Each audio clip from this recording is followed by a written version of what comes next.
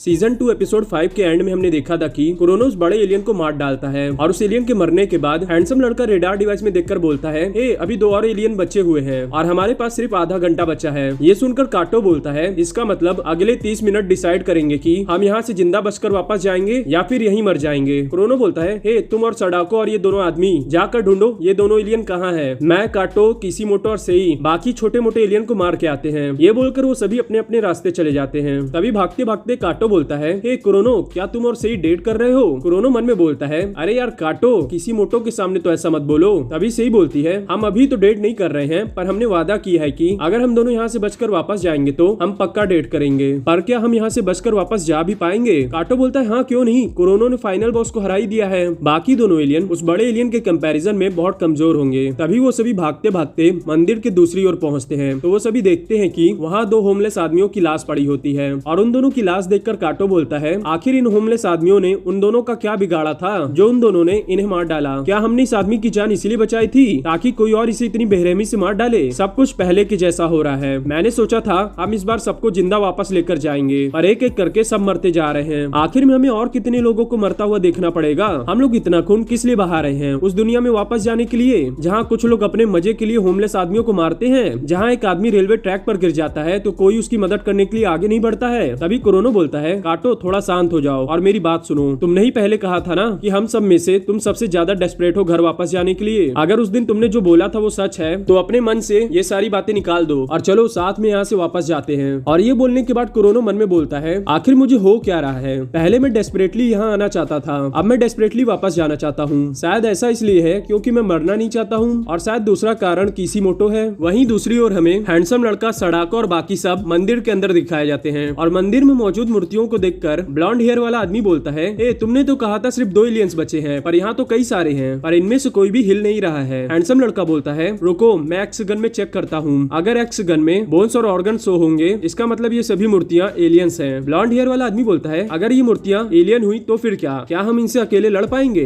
Handsome लड़का बोलता है, ए चिंता मत करो, उस बड़े एलियन के कंपैरिजन में ये सभी बहुत ज्यादा कमजोर होंगे। तभी वो सारी मूर्तियाँ मंत्र बोलने लगती हैं और उन मूर्तियों को बोलता हुआ सुनकर हैंडसम लड़का बोलता है, लगता है एक्स गन की कोई जरूरत नहीं है। इन मूर्तियों ने खुद ही बता दिया कि वो एलियंस हैं पर फिर भी तुम लोगों ने सूट नहीं पहना है इसलिए मेरे पीछे रहो। पर हैंडसम लड़का की बात ना मानकर टाइकेंडो मास्टर उनमें से एक एलियन से लड़ने चला जाता है और उसे देखकर हैंडसम लड़का बोलता है, ए तुम क्या कर रहे हो, ये खतरनाक हो सकता है। ब्लैक हेयर वाला लड़का बोलता है, ए तुम चिंता मत करो, वो बहुत ज्यादा स्ट्रॉन्ग है, उसने बिना सूट के ही लगभग उन सभी छोटे एलियंस को मारा था। तभी वो टाइकेंडो मास्टर उस मूर्ति को एक पंच मारता है पर वो मूर्ति बड़ी तेजी से अपने हाथ से उसके पंच को रोक देती है और पंच को रोकने के बाद वो एलियन बहुत ही क्रीपी तरह से मुस्कुराने लगता है और उसे मुस्कुराता हुआ देखकर टाइकेंडो मास्टर बार बार उसे पंच मारने लगता है पर वो एलियन उसके हर पंच को रोककर उसके हाथ में तेजी से मारता है जिसकी वजह से टाइकेंडो मास्टर का हाथ टूट जाता है और उसके हाथ को देखकर हैंडसम लड़का बोलता है, मैंने तुमसे कहा था ना ये खतरनाक है, अब जल्दी से वहाँ से हटो। और टाइकेंडो मास्टर उसकी बात न सुनकर उस एलियन को धक्का देकर गिरा देता है और गिराने के बाद वो उसे पंच मारने वाला होता है पर वो पंच मार पाता उससे पहले ही दूसरा एलियन आकर उसके मुंह पर जोर की लात मारता है जिसकी वजह से उस टाइकेंडो मास्टर का मुंह उसके बॉडी से अलग हो जाता है और वो टाइकेंडो मास्टर मर जाता है। और टाइकेंडो मास्टर के मरने के बाद मंदिर में रखे सबसे बड़ी मूर्ति के पीछे से 4-5 एलियन कूदकर बाहर आते हैं और उन सभी को चारों ओर से घेर लेते हैं और उन मूर्तियों को देखकर हैंडसम लड़का बोलता है, ए तुम दोनों ने सूट नहीं पहना है इसलिए मेरे पीछे छुप जाओ और हाँ तुम में से कोई एक कोशिश करो यहाँ से बाहर जाने की और बाहर जाकर मदद के लिए पूछो। ये बोलकर हैंडसम लड़का और सडाको उन एलियंस पर शूट कर देते हैं जिसकी वजह से उन एलियंस में से एक एलियन का हाथ ब्लास्ट हो जाता है और मौका देखकर वो दोनों आदमी बाहर भाग जाते हैं और बाहर जाने के बाद वो दोनों काटो और कुरोनो को टेम्पल के अंदर का सारा सिचुएशन बताते हैं। वहीं दूसरी ओर उनमें से एक एलियन हैंडसम लड़के के हाथ में मारता है जिसकी वजह से हैंडसम लड़के के हाथ से गन छूट जाता है इसीलिए वो खुद को बचाने के लिए उस एलियन को जोर का पंच मारता है और हैंडसम लड़के के पंच मारते ही मंदिर की सबसे बड़ी मूर्ति उसके तरफ आने लगती है और उसे देखकर हैंडसम लड़का बोलता है, सडाको अपनी जान बचाओ और यहाँ से भागो, मैं इसे उलझाने की कोशिश करता हूँ। वहीं दूसरी ओर काटो, कुरोनो, किसीमोटो और सेई मंदिर के अंदर आते हैं तो वो वहाँ के हालात देखकर बहुत ज्यादा हैरान हो जाते हैं क्योंकि हैंडसम लड़का और सडाको दोनों की बॉडी 2 टुकड़ों में बटी होती है और वो दोनों मरते मरते एक दूसरे को किस कर रहे होते हैं और उन दोनों की बॉडी देखकर किसीमोटो बहुत ज्यादा डर जाती है इसीलिए वो जोर जोर से चिल्लाने लगती है और उसे चिल्लाता हुआ देखकर कुरोनो उसके पास जाता है और बोलता है, किसीमोटो शांत हो जाओ, तुम्हें डरने की कोई जरूरत नहीं है, हम पक्का यहाँ से वापस जाएंगे। तभी काटो जल्दी से जाकर उस बड़े मूर्ति के मुंह पे शूट कर देता है पर उस मूर्ति के पास रिकवरिंग पावर होती है जिसका इस्तेमाल करके वो खुद को रिकवर कर लेती है और रिकवर करने के बाद वो एलियन काटो के ऊपर एक एसिड टाइप का फ्लूइड फेंकती है। इसीलिए काटो को बचाने के लिए किसीमोटो जाकर उसे धक्का देने वाली होती है और उसे जाता हुआ देखकर कुरोनो बोलता है, किसीमोटो क्या कर रही हो? किसीमोटो बोलती है, मुझे पता है मैं क्या कर रही हूँ, प्लीज मेरे लिए काटो को प्रोटेक्ट करना। ये बोलकर वो उस एसिड को अपने ऊपर गिरा लेती है और उस एसिड के गिरने के बाद किसीमोटो के ऑर्गन, बोन्स, स्किन सब पिघलने लगते हैं और किसीमोटो सड़ाको और हैंडसम लड़के की तरह मर जाती है। और किसीमोटो को मरा हुआ देखकर कुरोनो बहुत ज्यादा गुस्सा हो जाता है और गुस्से में जाकर उस मूर्ति के मुंह पे लात मारता है और उसे गिराकर उसके मुंह में बार बार शूट करने लगता है और उसे शूट करता हुआ देखकर बाकी एलियंस उस पर अटैक करने वाले होते हैं, इसलिए सेई आकर उसे बचाती है। तभी उस बड़े मूर्ति का मुंह ब्लास्ट हो जाता है और उसके खून की वजह से कुरोनो का पैर पिघलने लगता है।